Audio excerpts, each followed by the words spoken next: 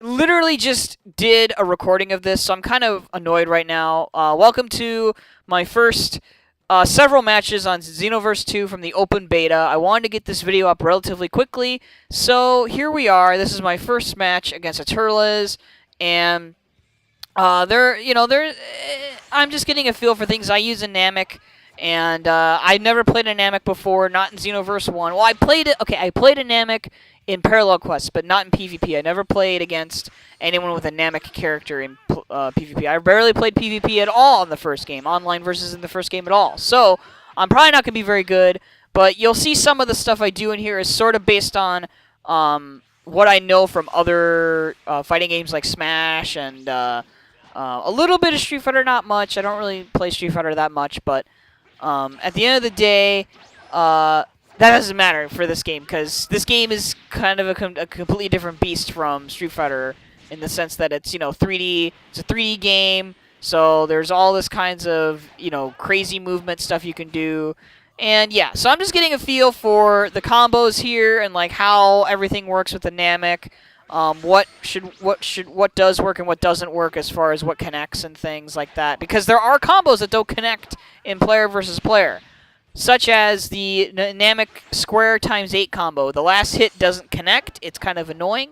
Not certainly as bad as custom created Saiyans have it, where the last half of their entire square times 8 combo doesn't connect. It's pretty ridiculous, I feel kind of bad for them. And I also think the Frieza Race character has the same problem, where their square times 8 combo doesn't connect fully. And yeah, so that's just a minor gripe right now. Hopefully they'll address that in the at some point during the final game with a patch or something. But currently, the netcode is actually pretty decent. The hit detection is definitely vastly improved from the first game. I've rarely encountered an issue where none of my hits connected. There are times where if you play with someone that has 2 bars or 1 bar width, you will absolutely run into that problem where a lot of your hits will not connect and their hits will instead. And that's simply because the connection is so terrible. So I really recommend that anyone, if you're going to play this online, you should at least play with someone that has 3 bars or higher, preferably even 4 bars or 5 bars, because 2 bars and below is just not worth it. It's just, you're not going to have a good time. You're just going to get into clashes all the time. You're going to get into moments where you're going to get hit and it doesn't look like you should have gotten hit and stuff like that. So, yeah. And you see, like, right there where that ultimate hit me, and I didn't look like I was getting hit, but I did, and it did narrow down my stamina. Anyway, I went Giant because I was trying it out, okay? I went Giant because I was trying it out. And I was trying to figure out, okay, how do I do the shoulder tackle? And I didn't know how to do that. So it was my first time going to Giant form against an actual human player and not a giant, great ape or whatever. Anyway, on to the next match. That was my first one. Not very impressive at all. Mind you, none of these matches are impressive at all, to be honest.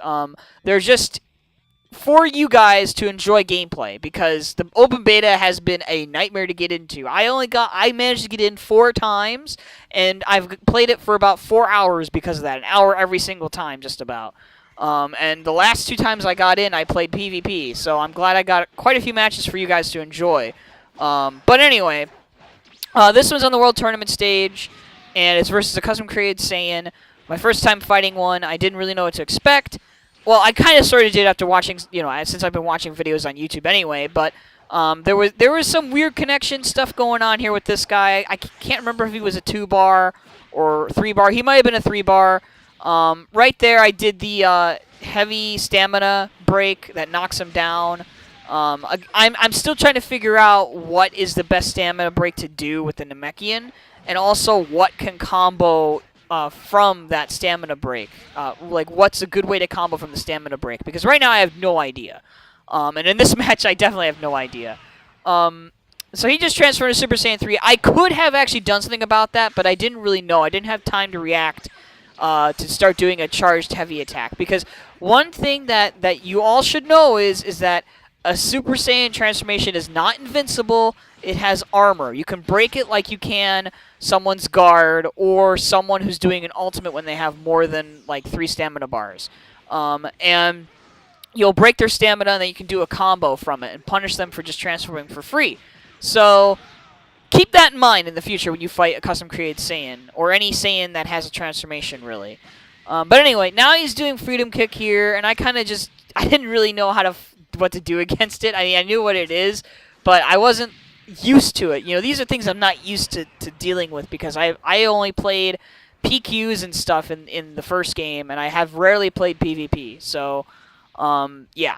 Anyway, you can see how powerful the Great Giant Namek is on the World Tournament stage. It's pretty ridiculous. I actually really think they should kind of do some kind of adjustment to the Great Giant Namekian transformation. It really shouldn't, like, the auto regen key is ridiculous for it. I think they should either tone that down, or if you get knocked out of it and you go into it again, it should take key from you, because like when it's in a row like that, like within 30 seconds of each other, because currently what can happen is you will have your stamina break, you'll get your stamina back, but you'll have 5 bars of key still. So you'll be able to transform into the Giant Namekian again, literally under a minute later. So it's pretty unfair in that sense. Like the person who got you knocked out of it should get far more rewarded for doing so.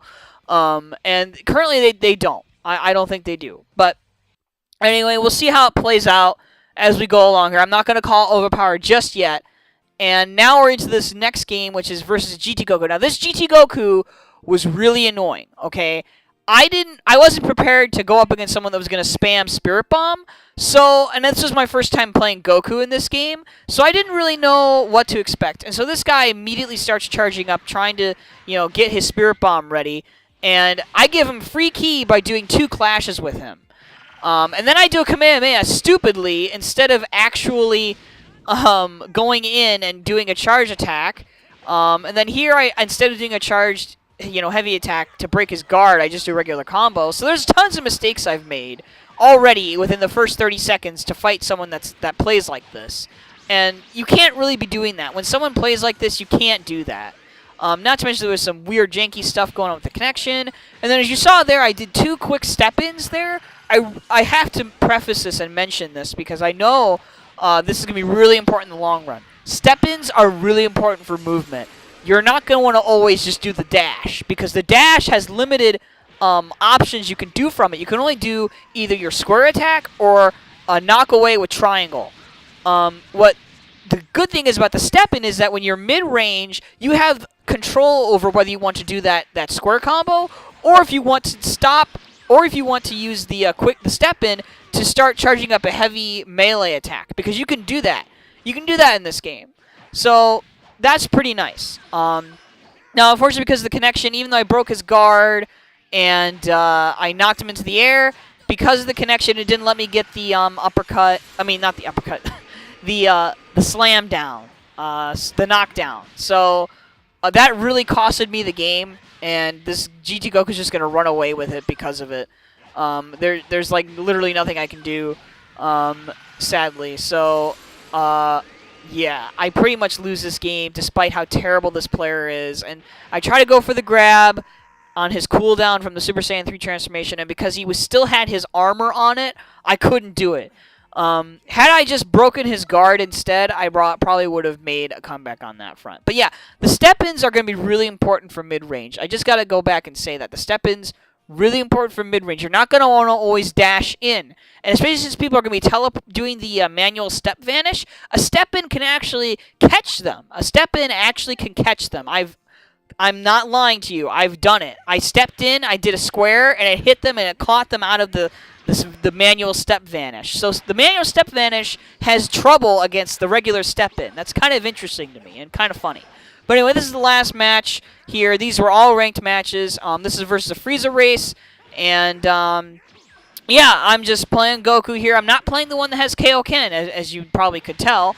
And so I'm just I'm using him in these 2 video matches because I'm trying to get familiar with the fundamentals of the game, the mechanics, how you can combo and stuff like that, how to combo in a stamina break. And Goku is basically like the Ryu of the game. Like, he's the character you should pick first to learn how to actually play the game. Like, learn stuff how to combo and how to play the neutral and stuff like that. Playing your custom character is alright, but I really recommend playing someone like Goku just because he's easy to pick up.